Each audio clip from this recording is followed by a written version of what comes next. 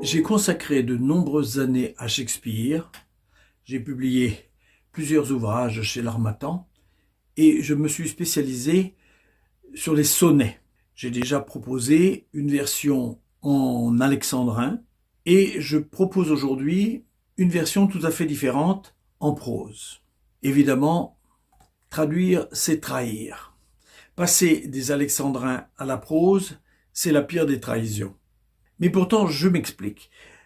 Les alexandrins, comme toute la poésie, sont faits pour être entendus. Il y a toute une musique qui va avec. La prose est faite pour être lue dans le silence. Et cette nouvelle perspective, je dirais, cette nouvelle mise en scène, donne au sonnet, tout à coup, un éclairage complètement différent, un sens probablement différent.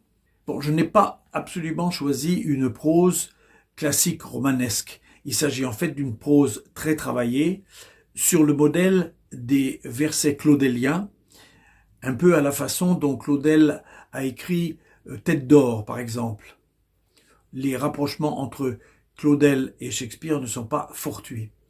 Et cette poésie en prose, tout à coup, prend un sens à la lecture dans le silence. C'est un travail de silence. Et ça n'est pas non plus un hasard, puisque je crois que Shakespeare y avait pensé. Il écrivait dans le silence, il comptait être lu dans le silence, en particulier en s'adressant à son préféré, le dédicataire des sonnets, dont voici un exemplaire. Et il s'adresse évidemment à son préféré et il lui dit ceci.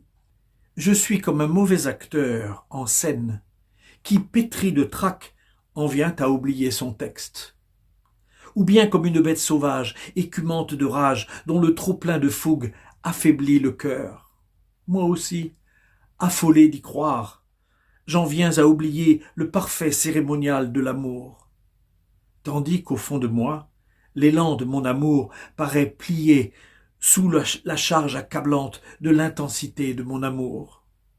Il faut dès lors que mes écrits soient chargés d'éloquence et qu'ils deviennent les messagers muets de mon cœur tel qu'il parle. Il plaide pour l'amour et espère bonne récompense.